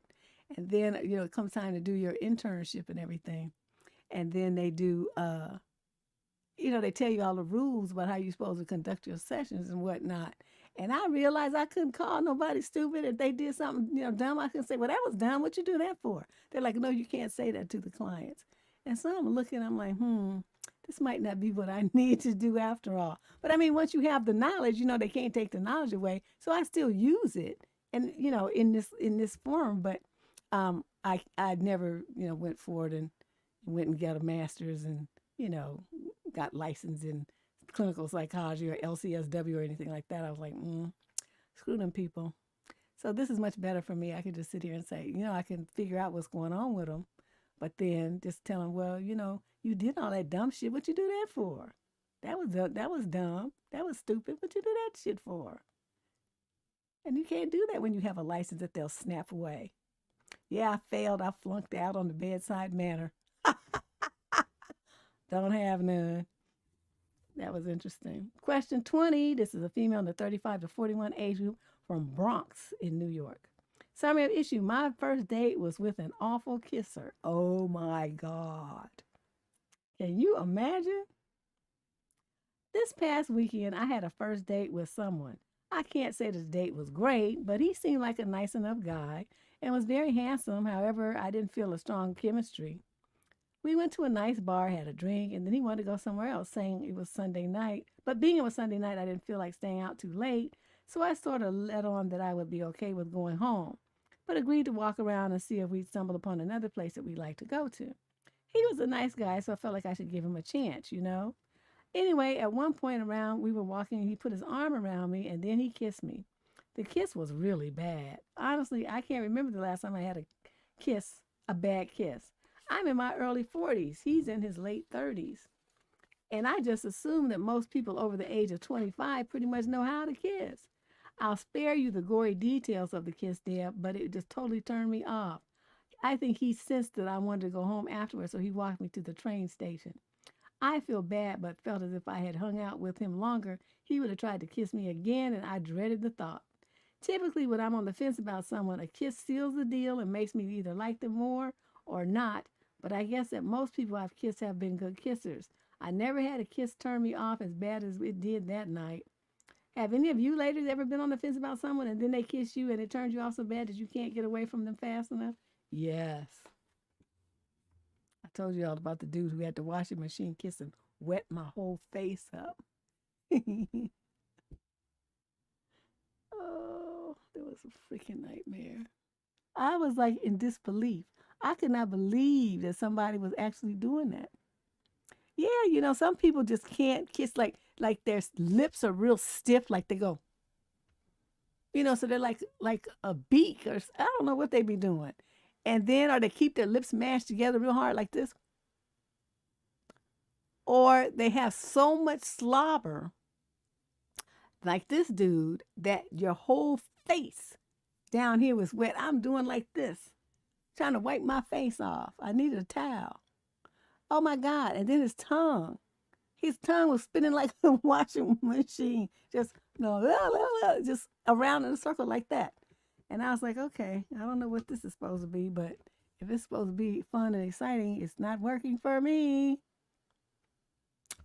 Yeah, that was the hands down the worst kiss I've ever had in my life. You see, I still remember it. You always say you remember the best of stuff and you remember the worst. That was absolutely hands down the worst kiss I've ever had in my entire life, and it was awful. It was awful. And then I had this one guy, man, he could kiss so good. You just want to stand around and just kiss on him. Was like, he would walk by, give me a kiss. He'd just be sitting in a chair for no reason. I need a kiss. I was like, oh, this motherfucker can kiss like a god. This is just unbelievable. But alas, he was a fool. So, he had to go too. Yeah, you want the romantic kisses, something that's sensual or passionate or something, not something that's gross and disgusting. So I don't know, you fellas, you might, if you kiss a woman and she's not like trying to go back for seconds, that's a sign that something's not right. Because if it's good, she going to be like, draw back and look at you and be like, and then put her face right back where it was. So if she's not doing all of that, girl, yes, I tell you, like a god, because you want her be bowing down and stuff. Yeah, it was interesting. He was hands down the best. And the other dude was hands down the worst. And everybody else was kind of in the middle. One in the range, in the spectrum. Okay, so let's move on to question 21. This is a young lady, 22 to 27, from Toronto. Summary of issue. My boyfriend's sister and her friend pulled a weird prank on him. My boyfriend and I, we're both 22, have been together for about 4 years. Wow. So I know his sister well enough. As a woman, you know how you get that sixth sense when something's wrong? His older sister has a friend, let's call her Pumpkinhead, who gave me that weird feeling. She behaved differently around my boyfriend to her sister's other friends. It just gave me a weird vibe. I brought this up to my boyfriend yesterday, and he came out to me and told me that now that I mentioned it, he feels the same way. He said a few weeks ago when his sister and Pumpkinhead were drunk, they pulled a prank on him. Pumpkinhead messaged him and began flirting with him and saying that she liked him. So he called his sister, and they both shouted out, "It's a prank." They were together, that they were pranking him. I told him I didn't like that because drunk words are sober thoughts. Also, I found it low-key weird that his sister would let that roll. Then he said on a separate occasion, she messaged him and said, "Handsome X." The little X was a kiss, and that really threw me off. Now I feel a crazy sense of disrespect from his sister. Why would she incentivize her friend to do something like that? Not to mention in the past I spoke with her and said I got a weird feeling that from that mentioned friend. So this feels like an even bigger disrespect. Also just disrespectful from Pumpkinhead, who just met me and been around me for at least a year now. I don't know if I should address this with his sister or if I'm being too fussy about it. I just feel so disrespected and mad, especially since Pumpkinhead's around their home when I'm not there. I don't think my boyfriend would do anything, but she made me look at her differently. Well, this is you trying to say you need to confront him. You don't need to do anything. You don't need to do anything. This is a job for your super boyfriend. First of all, I would ask that motherfucker, why do you not have her number blocked? Why is she still able to contact you? That would be the first question out of my mouth. Because I would definitely want to know that. You see this bitch is playing these kind of games and you still letting her contact you? That means you like it. right? Because otherwise he would have blocked her, but he didn't. Okay. Got me choking. Then secondly, um, he's supposed to check his sister and that girl. He's supposed to tell her, look, I'm not interested in your skanky ass. There's nothing, you my sister's friend, but you ain't shit to me and never will be. So rein your shit in. This is not a joke. You disrespect me like this again in my house, we're going to have to figure out how you can't come up in here. So you get it together. Keep your hands to yourself, your words to yourself, and don't you ever think about texting me or talking to me inappropriately again. See, he hasn't put up any boundaries. He's not no kind of man. What is it with these dudes? They don't have no testosterone and no nuts. This should have been something he should have shut that down as soon as it happened. Instead of running and telling you like a big baby. What he should have been doing was telling you, yeah, baby, you know, some shit went down and this is what I did. So that your girlfriend, you as a girlfriend, wouldn't be feeling insecure. You would have been like, oh, look at my big, strong, handsome man. He handled that shit.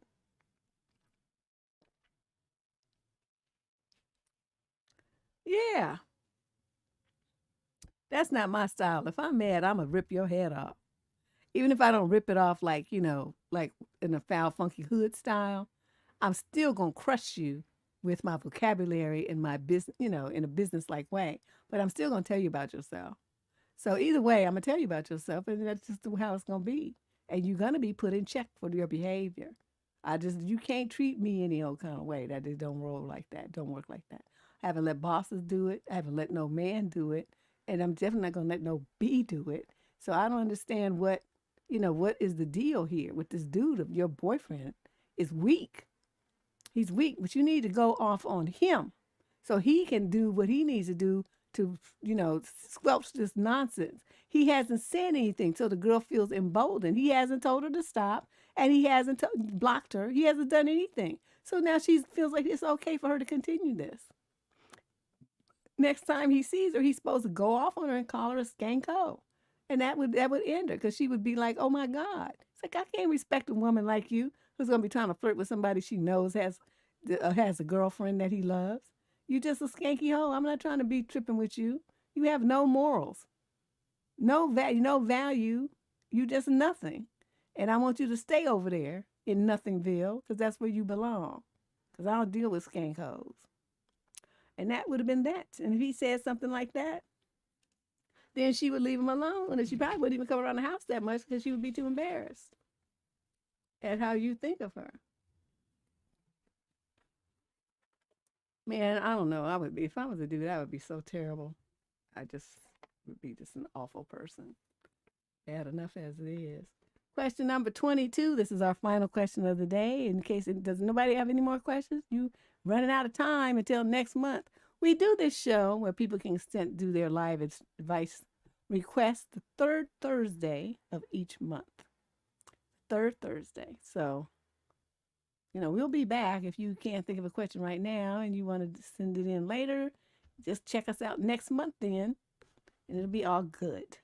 But just in case somebody just has a question they want to ask, this is how you call into the studio. Click that link with your headphone or your phone, and then you can ask your question right in the air. Alternatively, people type their questions into the chat, and I display them across the screen. We're also here normally on every Wednesday evening with the What the Fuck Wednesday relationship advice questions, which is what I'm reading now, but it's Thursday to combine these shows. So this is the last one for today. This young lady is 22 to 27, age group from Atlanta. Summary of issue. I am consumed with hatred for the girl that my ex left me for. Please help me. I was on and off for 2 years with my ex. We're both 24. He treated me like shit at times, and the relationship was abusive emotionally, mentally, verbally, nookily, and even physically once. But I loved him. And was definitely very deeply trauma bonded. Even now, I don't feel relieved that he's gone. Instead, I want him back. You stupid too. Early into the relationship, I felt pregnant and was not sure whether I wanted to terminate or not. He was vehemently against me keeping the baby, but we continued our situationship while I decided. He made that time hell for me. He was also seeing this other girl who he. Okay, we'll skip that part because it's some adult thing that we don't really want to talk about. Now he's basically left me, cut me off. I did all the pleading, crying, begging. He didn't care. He immediately, probably during, started playing house with this girl, the very same that was present throughout our whole relationship.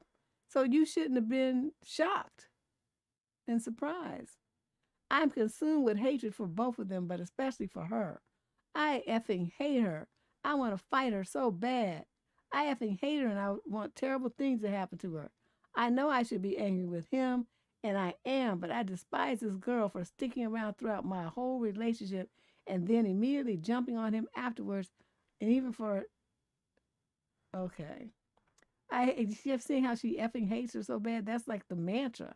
It's eating me alive, and I don't know what to do. He's a musician and is talented and maybe up and coming. I despise that she gets to be around him to see those things and have experiences with him that I wanted, that I helped him to get to.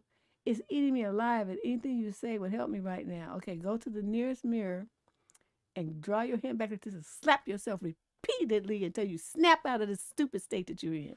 First of all, you didn't really have a relationship.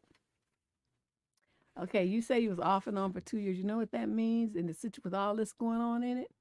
He was a bed buddy. He was like a consistent bed buddy. He was not your man at all.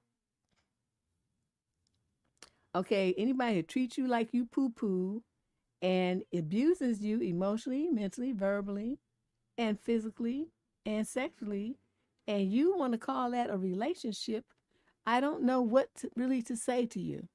Your idea of love is deeply twisted. And then you want to throw out that stuff talking about you were trauma bonded. Stay your ass off of Twitter and out the dictionary. There's no such thing as trauma bonded. That's some shit that weak ass people figured out to use an excuse to say that why they're going to continue to be stupid. They gave themselves some word to make it sound like it's all clinical and official and shit. There's no such thing. What you are is just a stupid broad that can't understand that you don't need to be around somebody that hurts you. And so you want to say, oh, I'm trauma bonded, like that's your excuse to stay. I'm not buying that shit. You want to hang on to this man because you just jealous and you stupid.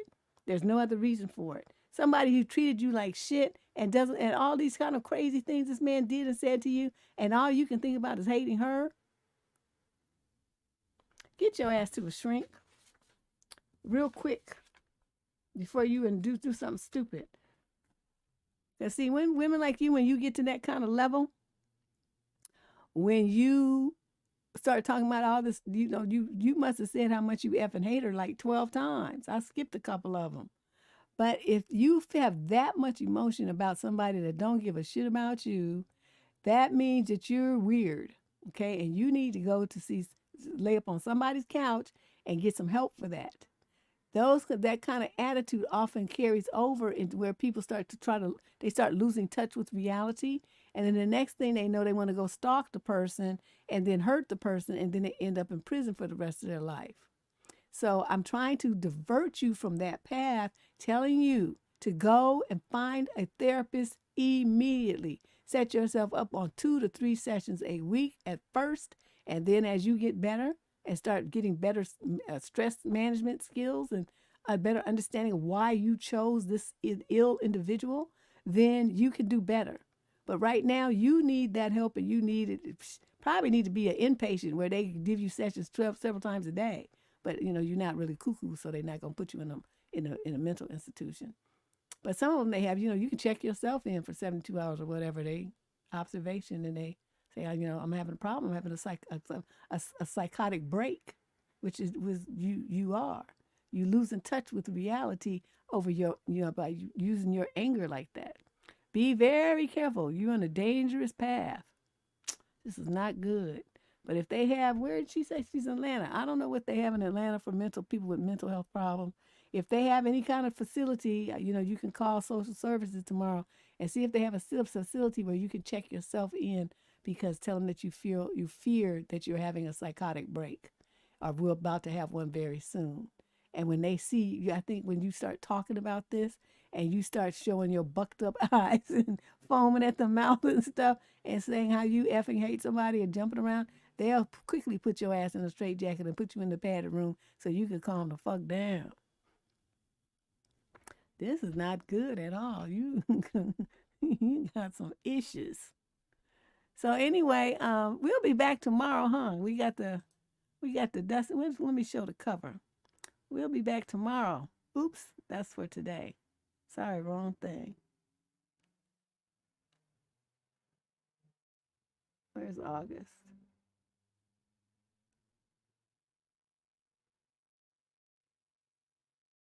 Shoot.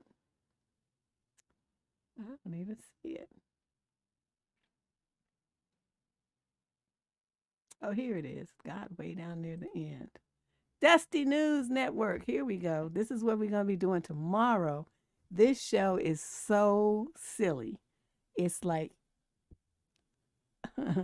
it's a crazy show. All we do is laugh. We just laugh at the stuff that people do and the stuff people post on the internet and the stuff that they say and the horrible ways that they think. That's what we do. And we usually the stuff is by dusty men. And so we have a good time just reviewing their contributions to the world and making fun of them. So if you have any time, just roll on through tomorrow. If you want to, hit that subscription button before you leave so that you can, get the notification and get a reminder that the show is starting so you don't miss it.